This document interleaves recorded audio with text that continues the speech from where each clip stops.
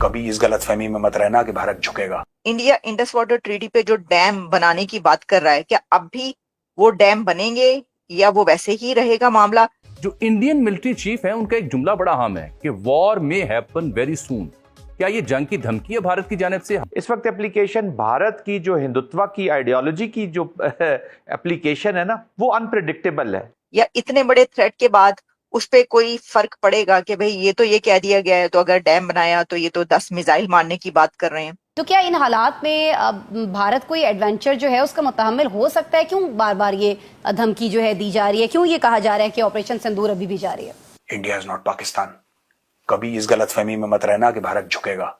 कभी इस गलतफहमी, तुम झुक सकते हो पाकिस्तानियों, तुम्हारे खून में, तुम्हारी फितरत में झुकना, तुम्हारे खून में, तुम्हारी फितरत में कॉम्प्रोमाइज करना, तुम्हारे खून और तुम्हारी फितरत में लेट जाना किसी के सामने, हम लोगों का नहीं है। मैं ये समझता हूं कि ये इंडस वाटर ट्रीटी जो है, इसमें देखिए, इस आर्ग्यूमेंट में बड़ा दम है कि इंडस वाटर ट्रीटी अब कोई 60-65 साल पुरानी है और उस वक्त की जो सूरत हाल थी, उस वक्त का जो क्लाइमेट था और आज का जो क्लाइमेट चेंज है, आज की जो इंजीनियरिंग है, अब मोदी साहब मेज पर बैठने को तैयार नहीं है। इसके बावजूद हम देख रहे हैं कि मुसलसल ये कहा जा रहा है कि ऑपरेशन सिंदूर जो है वो खत्म नहीं। तो दोस्तों, भारत आज इस स्थिति में है कि भारत किसी के बाप से भी नहीं डरता, चाहे वो आसिम मुनीर हो, चाहे वो बिलावल भुट्टो हो और चाहे शहबाज शरीफ हो, ये जित और चाहे वो डोनाल्ड ट्रंप हो।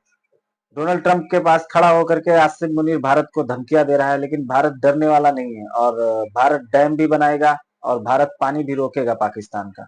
बात यह है कि ये जरूर है कि इस ट्रीटी पे एक नई बहस हो सकती है। इस ट्रीटी पे एक नया समझौता हो सकता है दोनों मुल्कों के बीच, और मैं ये समझता हूँ ये एपॉलिटिकल होना चाहिए। मैं ये समझता हूँ दोनों मुल्कों को बैठ के देखें, जंग एक तरफ है। अब बात यह है कि हम जंग को और लड़ाई को और एनमिटी को बहुत ज्यादा रिलेट कर देते हैं बाकी चीजों से भी। हिंदुस्तान भी करता है, पाकिस्तान भी करता है।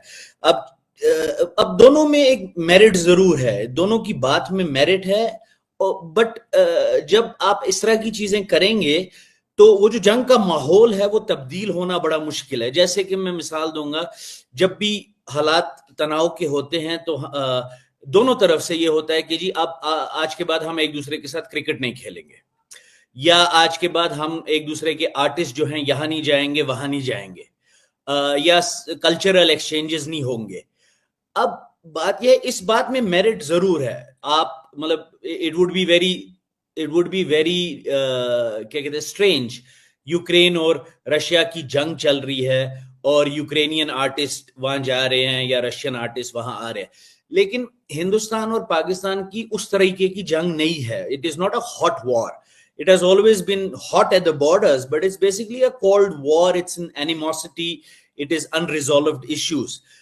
अब ये आर्ग्यूमेंट, इस आर्ग्यूमेंट में भी मेरिट है कि अगर ऐसे एक्सचेंजेस नहीं होंगे, खासकर इस वजह से कि हम एक ही कौम हैं, एक ही लोग हैं, मतलब हमारी जबानें बहुत मिलती जुलती हैं, हमारा कल्चर बहुत मिलता जुलता है, हमारा खाना पीना बहुत मिलता जुलता है, खासकर पंजाब बेल्ट में या सिंध बेल्ट में।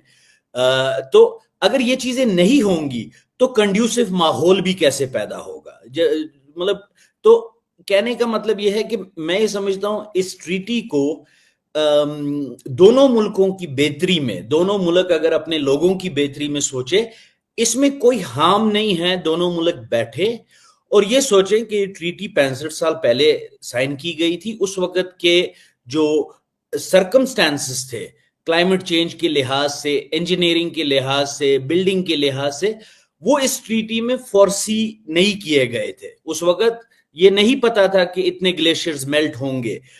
उस वक्त ये नहीं पता था कि हमारे पास 60 साल के बाद कौन सी न्यू टेक्निक्स आएंगी।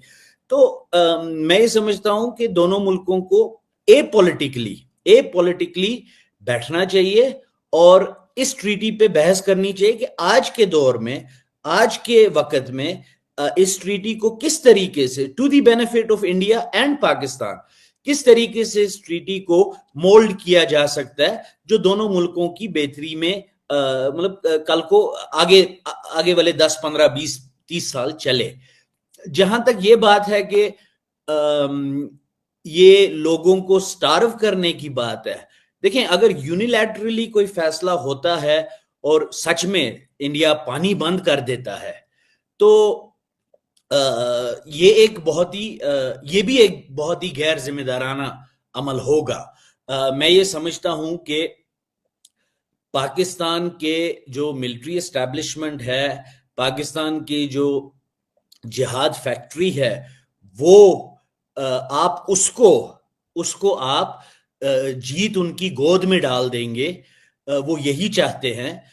पाकिस्तान के आम लोगों को कलेक्टिव पनिशमेंट करने की जरूरत नहीं है, एंड आई डोंट थिंक कि ये होगा।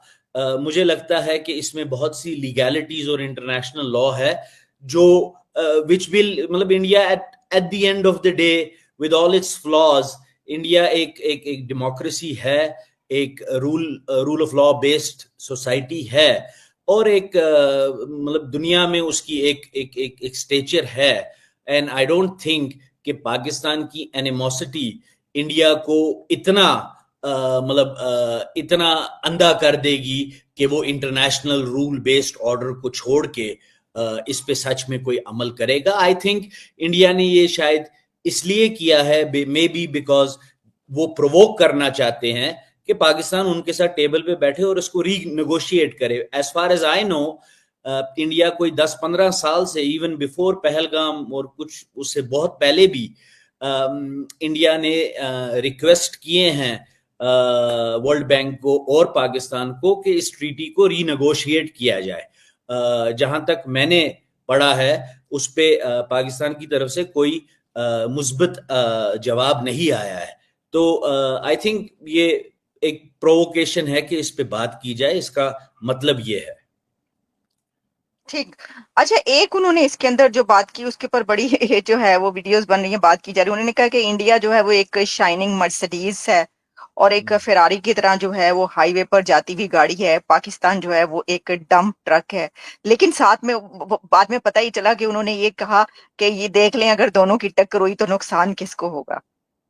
इसके ऊपर आप क्या कहेंगे? मैं आपको बताऊं, मैंने भी ये पढ़ा है। आई फाइंड इट, मतलब ऑफ कोर्स मतलब मैं पाकिस्तान को जानता हूं, पाकिस्तान की जो बोस्टिंग है उसको भी जानता हूं। ये हमारे इस खिते में आम भी है कि हम मतलब गाड़ी चढ़ा देंगे, सर कुचल देंगे। लेकिन मतलब एक army general chief of staff के लिए अगर उन्होंने ये कहा है, अमेरिका में जाके ये कहना, मतलब नाकाबिले यकीन है। मतलब मैं तो देखें, बहुत जिम्मेदार आउटलेट्स ने इसको रिपोर्ट किया है, बट मैं तो ये सोचता हूँ कि जब तक मैं देखूंगा नहीं, मुझे यकीन नहीं आएगा। बिकॉज ये तो मतलब एक तो वो अपनी बड़ी बेइज्जती कर रहे हैं। वो ये कह रहे हैं कि इंडिया एक मर्सिडीज है और एक फेरारी है और हम एक डंप ट्रक हैं।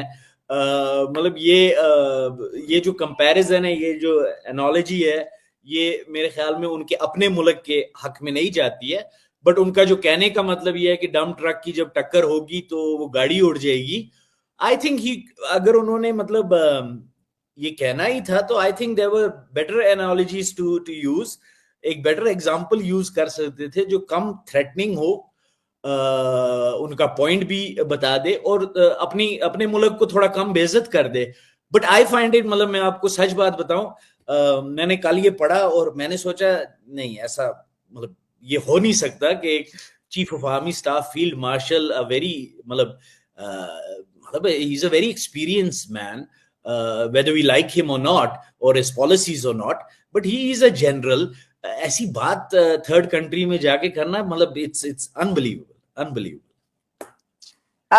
लेकिन क्या इसमें ये भी तो एक चीज है ना कि जुनैद साहब के पाकिस्तान ये समझता है, यानी वहां पर ये अदराक है। सिर्फ ऐसा नहीं है कि हम ही बात करते हैं, हम ही ये कहते हैं कि जी वो चंद्रयान 3 पे भेज दिया उन्होंने, चांद पर पहुंच गए, आप कहाँ पर है। बल्कि वहां पर इसका मतलब है कि अगर मोस्ट पावरफुल फिगर ये बात करिए तो ये अदराक है कि हाँ, जो पड़ोसी है वो बहुत तरक्की कर गया है, लेकिन हम जो है पीछे रह गए हैं।